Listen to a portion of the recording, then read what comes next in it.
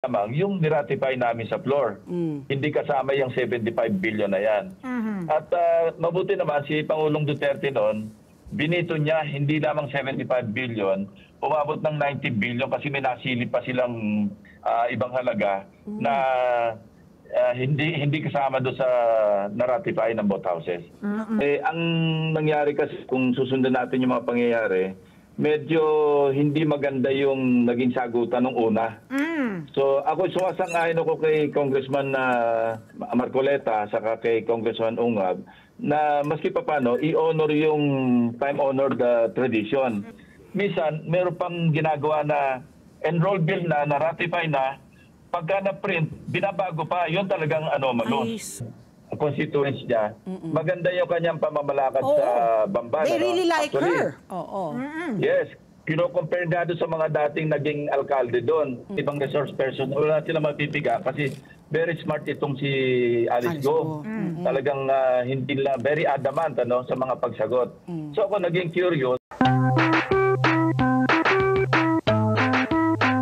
Yung tradisyon versus tanong-tanong. And I know that sinusubaybayan namin ang inyong mga Twitter, yung mga posts nyo sa X. At itong nangyari po kahapon na mainitang pagtatalo sa among the congressmen, sa mababang kapulungan, tungkol dun sa tradisyon na dapat nga dun sa two highest officials of the land, merong parang may formalidad lang, na ikaw nga dapat quorum call, acknowledgement ng resource person, budget presentation, and then it breezes through yung proposed budget po nila. So yung nangyari po kahapon, does the same thing, yung tradition apply despite the fact that the Commission on Audit has flagged irregularities on how the funds of the Office of the Vice President were spent, Senator? Well, dalawa, talagang mayroong time-honored tradition na pagka-budget ng Office of the President, Office of the Vice President, maski yung sa Supreme Court, yung Judiciary, ano yun tama yun, pag-open ng hearing, tapos acknowledgement, tapos mga opening statements, maya konti meron ng motion na i-recommend na sa plenaryo yung budget for approval. So, sa isang banda naman, hindi naman yun na cast in stone, na kasi tradition nga na sinusunod, pero hindi rin mapipigilan kung sino yung miyembro ng komite, Appropriations Committee man o Committee on Finance sa Senado, na magtanong kung meron silang gustong i-clarify. Ang nangyari kasi kung susundan natin yung mga pangyayari, medyo hindi maganda yung naging sagutan ng una. So ako sumasang-ayon ako kay Congressman Marcoleta saka kay Congressman Ungab na maski pa paano i-honor yung time-honored tradition. Pero tama rin naman yung sa committee chairman na ilagay sa boto. Pero sila. At yun nga, nahinto sa ganon at naging nagkaroon ng balitaktakan. Pero pareho sila tama doon na i-honor yung time-honored tradition. Pero at the same time, hindi rin pwedeng pigilan kung sino man ang miyembro na gusto magtanong. Okay. Senator Ping, kasi kilala talaga kayo na bumibusisi talaga ng budget, 'di ba? Kayo nga talaga yung nagbabantay ng ating kaban. The Sentinel. Oo. Now, my question is, yung inaakusa po ni VP Sara po na ginawang padding from 5 billion, humingi ng 10, naging 15, tapos po sa GAA lumabas po na 24, tapos napunta, kumbaga there were so many numbers that were thrown in. Is that really possible po? With yung in-approve po ng Office of the President dun sa GAA, pero paglabas pa daw doon sa Kongreso, iba na po yung naging budget ng DepEd, tapos na kumbaga ginambol-jambol para po makita yung original ay pinad pa doon. Is that really possible po? Kayo po, bilang po katiga scrutinize po ng budget po.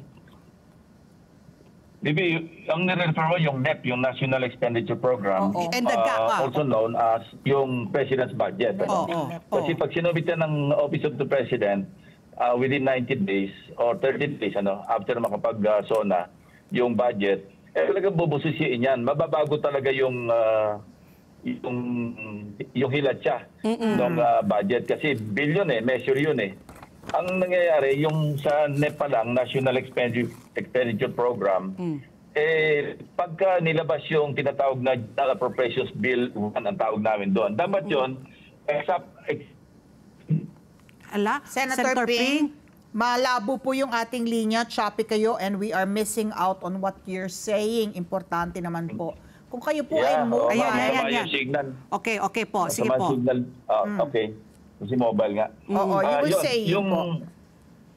Yung National Expenditure Program, yun ang President's Budget. Pag pinadala sa Kongreso, ang ilalabas na bill, kokopyahin lang yung NEP, no? Yung General Appropriations Bill 1, ang tawag namin doon.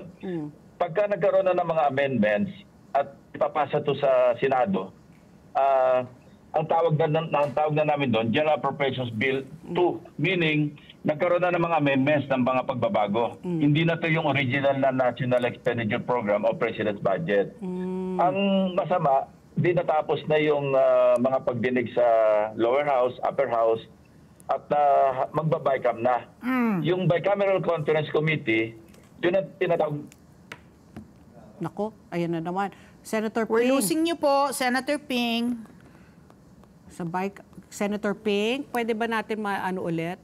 Si Senator Ping. Ayusin lang natin yung linya ng komunikasyon natin para maano natin, nasayang yung ating kwentuhan with Senator Ping. So, tinatalakay mo nga, ito yung pinalabas po na video. Video na nagrereklamo siya, humingi daw ng kumbaga ng may tong pats, tapos humingi pa, di ba, yung mga ilang kongresista daw. Yung magkano ng naman parte. sa amin dyan, ng dun parte. sa 5 billion. Oo, sa 5 billion. Para sa construction ng classrooms. Nasabi niya, hindi daw siya sanay sa ganitong transaction. kaya pero I was thinking kasi, nagbitaw dahil siya. devolved di ba? Oo. Devolved sa LGUs, like lahat, no? Pati edukasyon.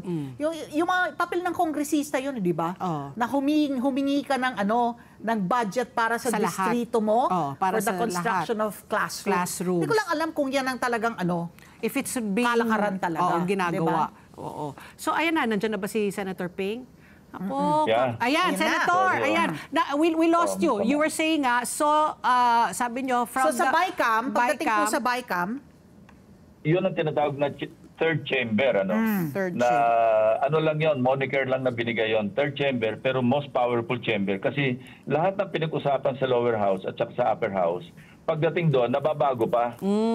Ang dapat lang na gagawin sa bicameral conference, yung mga disagreeing provisions, yung mga nagkaiba sa provision sa version ng Senado at saka version ng lower house, i-reconcile lang yon. Pero nangyayari, nag-i-introduce ng mga panibagong mga changes, mga amendments na hindi na dapat. Kung labas ito doon sa, halimbawa, hindi naman nagdi-disagree. Kung provision sa House, yung version ng House at saka version ng Senado, hindi na dapat galawin yon. Pero nangyayari sa BICAM, pati yung pinakikialaman na. Ilan lang naman yun, hindi na yung plenaryo eh. Yung pigusa sa plenary, buong buong House yun, buong Kongreso, buong Senado. Pagdating sa BICAM, mga 15 lang yun mga representatives. Pero nababago. Ang masama pa nito, nagkakaroon lang ng formal opening ng BICAM. At napaubaya na, parang binibigyan ng authority ng members ng BICAM, both houses, yung chairman ng appropriations at saka ng finance committees ng House and Senate. At silang dalawa na lang nag-uusap halos. At yung siguro kung iba yung mga kalyado nila. At isa pang masamang naging practice, natapos na yung bicameral conference, na-ratify na, kasi pagkatapos ng ma-approve yung lahat yung bicameral conference committee na output, babalik yan sa both houses, iraratify yan sa floor, sa plenaryo, na pinapayagan ng lahat ng miyembro o majority na yun na yung final version na i-enroll, tawag natin enroll bill, papunta Malacanang. Minsan, meron pang ginagawa na enroll bill na ratify na, pagka na-print, binabago pa, yun talagang anomalous. Kasi hindi na po pwede, pero ginagawa pa rin yun. At ang sa aking information, itong sa 2024, mukhang merong 29 billion at 29 plus billion na bago doon sa pag-enroll sa enroll bill. Hindi ko naman ma-confirm ito kasi hindi ko nakita mismo. Pero yung panahon namin, merong ginawang ganyan, yung panahon ni Speaker Gloria Macapagal-Arroyo noon, na may nakita kami billion pesos na binago doon sa enrolled bill. Yan ginawa ni Senate President. Hindi, nung pinirmahan niya yung masisisi naman yung Senado na nagkakaroon ng reenactment budget dahil sa Senado. So, nung pinirmahan niya, nandiyan niya ng qualification na ang pinipirmahan ko lamang yung niratify namin sa floor. Hindi kasama yung 75 billion na yan. At mabuti naman si Pangulong Duterte noon, binito niya hindi lamang 75 billion, umabot ng 90 billion kasi may nasili pa silang ibang halaga na hindi kasama doon sa na-ratify ng both houses. So, yun ang nangyayari yun ang naging kalakaran. Parang hindi na maayos yung pagpapatupad ng ating General Appropriations Act. Oo nga. Pagkatapos ng masusing budget deliberations, di ba? Yan din na nangyari dito sa BICAM na po itong provision dito sa pag-sole sa National Treasury. Itong, maingay ito, yung almost 90 billion na kinuha po from PhilHealth. Dahil dito sa BICAM din nangyari yung special provision na yun, hindi po ba, Senator Ping? Na yung reserve funds sa mga GOCCs ibalik sa National Treasury?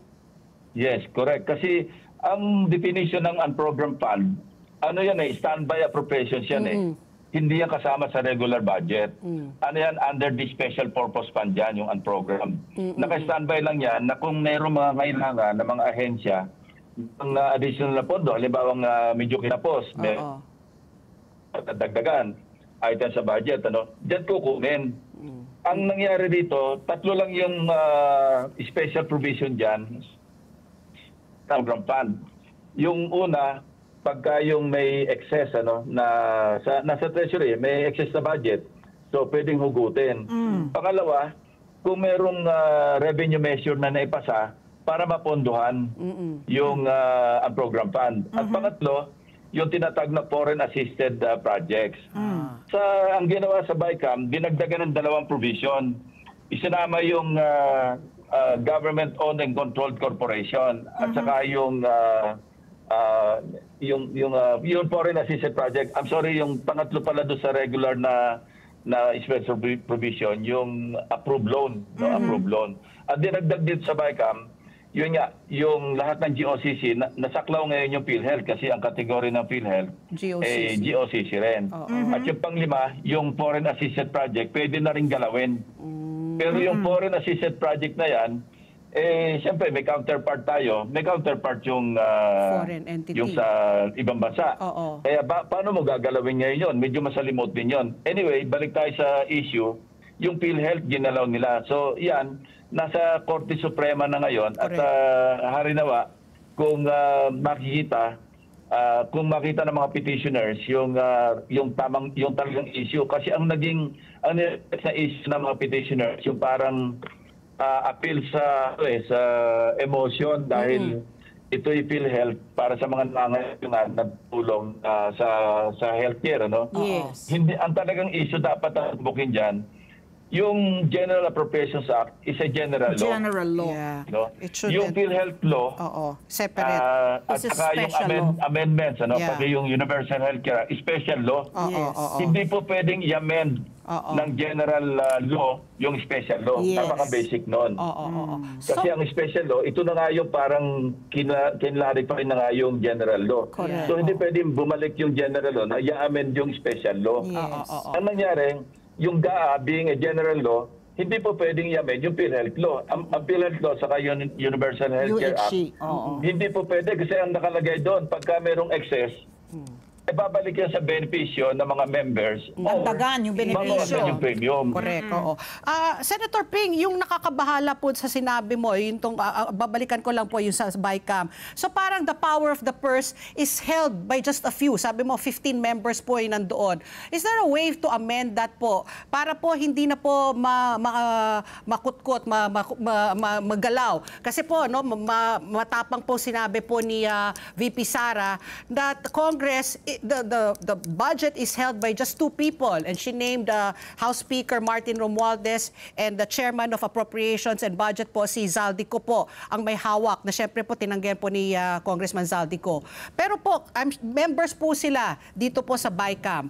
At sabi nyo nga na iba na no, yung landscape po ng ano. Pwede po ba bang galawin po yan para po talagang may check and balance at hindi po ganun kapangyarihan po ang BICAM na pwede po nilang palitan ang na-approve na po?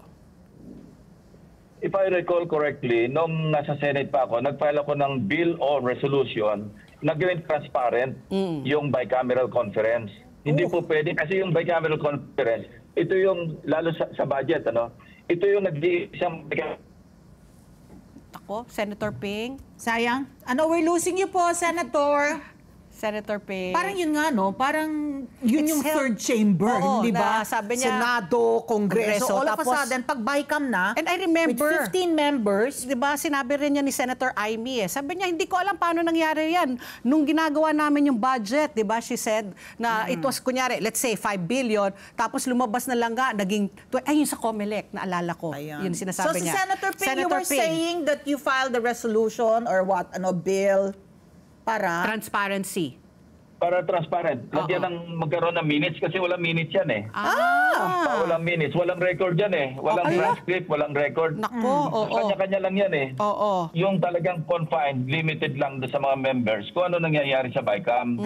At ang masama sa BICAM kasi, hindi na halos gumagana yung BICAM. Formalities na lang yun eh. Oo. Na halimbawang nag-open, ano? Okay, in-open na yung bicameral conference.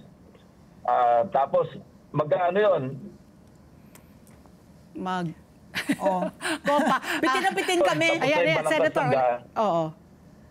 Senator. Tapos na, pipirmahan na lang. Sa kapal ng libro, pagka ikaw nagbasa pa, bago pumirma, napaka-kontrabida mo na kasi maaabala na yung Madidelay.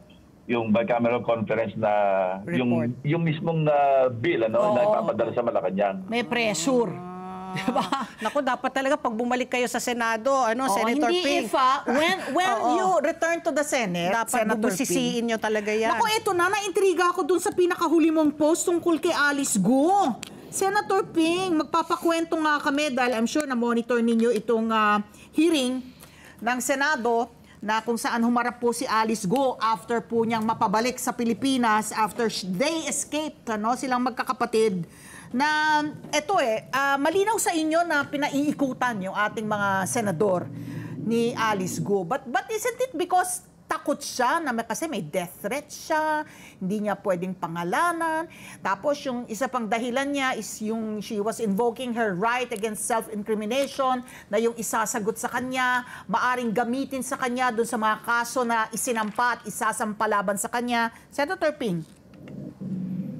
Yes, kasi nung nagkaroon ng pagdinig, yung unang pagdinig sa Senado, pagkatapos siyang mahuli sa Indonesia, nagpadala na message yung isa kong dating staff na staff ngayon ng isang incumbent senator at nandun siya mismo. Parang she sounded exasperated and sabi niya, parang nagsusumbong, nagreklamo na sana mga ibang resource person wala sila mapipiga kasi very smart itong si Alice Go. Talagang hindi lang, very adamant sa mga pagsagot. So ako naging curious, ginawa ko, pinanood ko yung reply sa YouTube. At nakita ko nga na yung mga sagot niya parang hindi usual, hindi pangkaraniwan na sa mga sagot ng mga, at saka napaka-composed at lahat, So binalikan ko yung background, nag-rewind ako ng konti. At tama nga, paano nga ang isang Chinese citizen, mapepeke mo lahat yung dokumento relevant do sa pagiging ma-elect ka bilang municipal mayor. Mahirap gawin yun. So kung wala kang, kung hindi ka ganun ka-smart o walang nagdidikta sa'yo, walang tumutulong, nag-aayuda sa'yo, hindi mo kayang gawing mag-isa yun. So plus, di ba may mga lumalabas pang report plus yung mga, yun nga. Ang pinaka inaalala ko noon, kung naging municipal mayor siya sa pamamagitan ng mga peke ng mga dokumento na nagawa niya, hindi malayo na maging congresswoman siya. Kasi Pwede. sa mga testimonials din ng mga constituents niya, maganda yung kanyang pamamalakad Oo. sa Bamban. They ano? really like Actually, her. Oo. Yes. Kino-compare nga doon sa mga dating naging alkalde doon. Ibang-iba yung palakad niya. Kasi nga, lahat ng yung nasa municipal coffers, pumupunta sa dapat puntahan sa mga needs at saka sa interest ng kanyang mga kababayan. No? Quote-unquote, kababayan. So, kung gano'n ang kanyang palakad, Nako, Senator P. bilang isang Ayun. district Oo. representative, naging congresswoman. At kung siya talagang spy, hindi ko naman pinipilit na paniwalaan yung aking Theory. opinion na Oo. pwede siya maging spy. Napakadelikado kasi pagka may Congress, may access ka na sa mga highly classified information, mga documents. Dahil nandun ka, mataas na yung security clearance mo. So delikado yun. Kung nag-work na foreign government, medyo hindi sa national security natin kung gano'n ang mangyayari. At hindi lang yun, baka mamaya dumating panahon, ito, far out na ito, pero hypothetically, in the realm of possibilities, dahil nagawa niya yung mas mahirap gawin na mameki ng dokumento para mahalal bilang punong bayan, baka dumating araw, ma-appoint pa siyang, alam maging senador pa, tapos ma-appoint ngayon na Defense Secretary o National Security, patay na tayo. Kasi naalala ko kasi may nabasa ako noon na true to life ito, natatandaan niyo yung pinroject na Mossad, si Eli Cohen. Si Eli Cohen, pinroject ng Mossad yun, Israeli intelligence, sa Syria. Kasi di ba nagkaroon sila ng 6-day war ba yun? Oo. Ngayon, si Eli Cohen, nung pinroject siya, nag-iba siya ng identity, gano'n din, through fraudulent means. At napalapit siya sa mga hanggang sa he was rubbing elbows with ministers, mga top businessmen. Talaga nakakakuha siya ng mga sensitive information na pinapadala niya sa Israel para magamit. Hanggang sa bandang uli, nung nabuko siya kasi na-triangulate yung kanyang, nung nagpapadala siya through transmission, mga radio transmission ng araw. Kasi mga 60s ito So, nung nahuli siya ng Syria, na-execute siya pero national hero siya sa Israel. So, kung gano'n ang kalakaran ng mga spies, at totoo naman nangyari, at kung meron talaga magaling na spy, sabihin natin, huwag nating minusin yung strategic importance ng Pilipinas sa mundo, lalo na sa bansang China, lalo pa nga't meron tayong West Philippine Sea na Issue. Issue. So, kung highly classified information at talagang top level na, ang makukuha ng ibang bansa sa atin, delikado talaga tayo. correct. Talagang fact is sometimes more is stranger than fiction. Pero aside from that po, Senator Ping, I also want to get your reaction po dun po sa naging hearing po. Kasi marami nagsasabi parang naging circus na po yung hearing. Tapos before that nga, yung paghuli kay Alice Go, yung mga selfie ng ating mga kapulisan at mga tiga-BI. The manner, the conduct of the Senate hearings, do you think it has been professional, it has been dignified, or do you think talagang parang labo-labo na po yung naging mga hearings po sa Senado? Out of respect sa aking mga dating kasamahan, mas maganda na wag na lang ako mag-comment kasi parang hindi maganda para sa akin na magko-komentaryo pa, lalo kung negatibo yung komentaryo sa kanilang ginagawang pagdinig kasi internal matter sa kanila yun kung paano mag-conduct ng hearing. Okay, Senator Ping, alam namin na ikaw talaga pinalakas mo yung Anti-Money Laundering Act natin of 2001 kung kayo nung nandoon po kayo sa Senado. Isa sa pangunahin po ng mga krimen na iniimbestigahan po ngayon yung itong Pogo operations na to, napakalaking operation po, di lamang sa Bambantarlac, pati yung sa Porac, Pampanga, tapos na ikabit pa yung sa Cebu, na ito yung money laundering activities kung saan di umano, merong, 36 bank accounts si Alice Go na pumapasok yung pera, huge sums of money, she cannot account for sila Cassandra Leong cannot account for the almost 7 billion pesos daw yung dapat ginamit na pera para itayo yung construction ng ilan, yung isa 38 buildings, yung isa 46 buildings, yung ganong kalaki na ilang hektarya. 30 hectares ba? Napakalaki pong mga operasyon. When it comes to money laundering, dito po sa so far po nakakalap ninyong impormasyon, no, as the news come, meron po bang meron pa kayong gustong gawin para palakasin? Kasi apparently lumalabas yung mga bangko, hindi po rineport yung pasok, merong mga bangko that have been remiss dito po sa pag-report ng pagpasok ng huge sums of money from abroad. Kung ipopurso sana itong kaso na ito, yung napakaraming counts sa violation ng anti-money 87 counts so far. Yes. Ang sabi nga lang, may 1,000 taon na yun, on paper lang yan. Pero actually, 40 years naman talagang pagka-perpetua, reclusive perpetua. Maximum 40 years talaga yan. Anyway, pinalakas na kayong Money Laundering Act sa mga amendments, At madali namang itong ma-approve kasi may paper trail.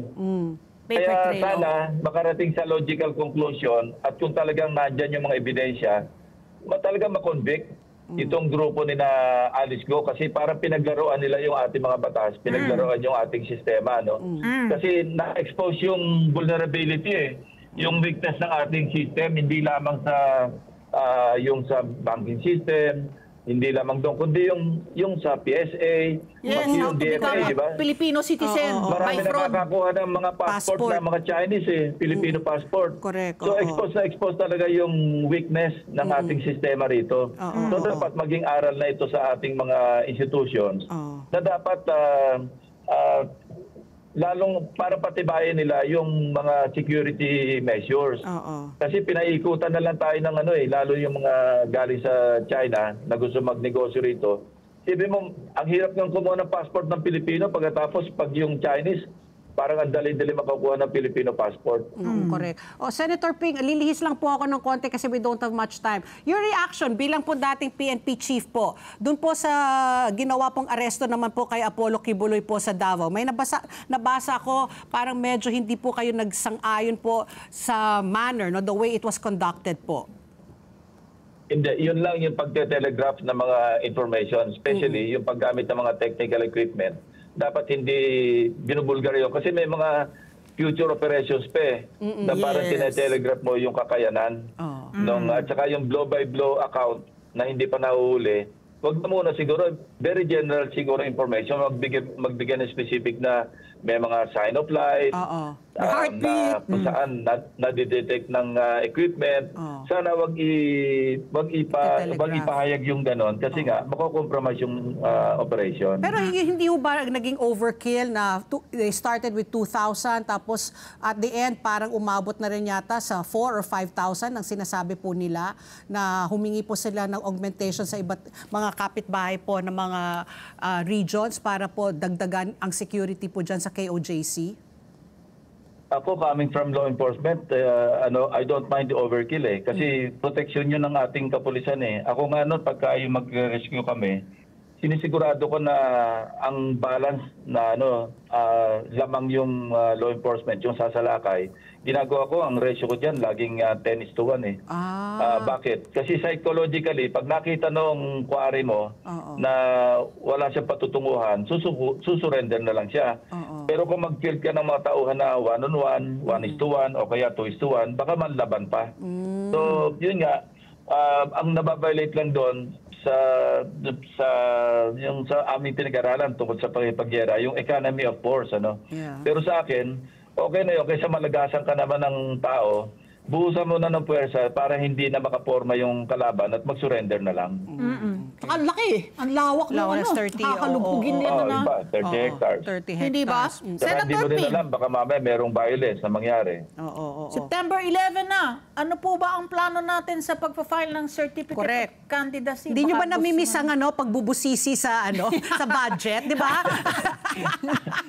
Ano nyo yun Lagi nyo lalo na pagka may maganyan, So ano yung na may po? mga issue, di ba? Next Tas month na. kating-katika kasi may Kaya gusto nga. kang iambag. And next month na po yung filing of candidacy. Nung huli namin kayong nakausap, sabi niyo po, Pag-iisipan mo and he will pray about it. Oo. Nasa ilang, ano na po yung ilang percentage na po ang, nasa 80% na ho ba tayo? 90? Kasi next month na po ang filing of candidacy.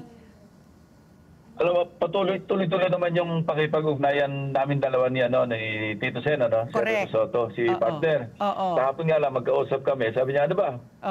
Tayo malapit na ang So kasi siya yung nagsabit ng pangalan ko, gines candidate niya ako sa NPC, doon sa administrate. Kaya napasama yung litrato ko, pangalan ko doon sa 12 ng slate ng administration. Oo. Kasi sabi niya, sinama na kita doon kasi maski hindi ka NPC, independent ka, ilagay ko yung pangalan mo, okay sa kanila. At saka nauna naman talaga, inibitahan na tayong sumama doon sa administrate. Oo. Pero nandun, sabi niya, baka mamaya magtawagan na. Sabi ko, pag malapit ang tumawag, di doon na tayo mag-uusap ulit.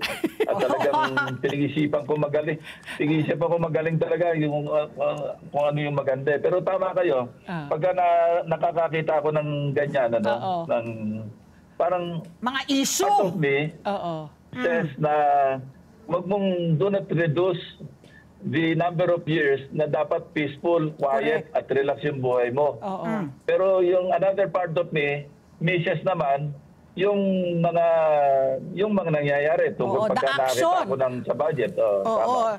Ano kayo, Hindi, Senator Ping, action man kayo, di ba? So talagang, I'm sure gigil na gigil kayo. Correct? Nako, sabi Hindi. niya. Totoo naman yun. Oo. Totoo naman yun. Kaya Pagka nga. nakakakita ko ng gano'n, talagang doon ako medyo para napapaangat sa upuan at gusto ko mag-file. Parang gusto niya pumunta na sa COMELEC, mag-file na po ng candidacy ninyo. Correct. Agad-agad. Oo. Nako, Senator Ping, if and when sa amin mo una ititimbre, ha? Magsasong and dance kami dito. Senator Ping, always a Thank you. pleasure to have you on pleasure. ASPN. Maraming salamat po. Yeah, maraming salamat, Alicia Kapakti. Thank you. Okay.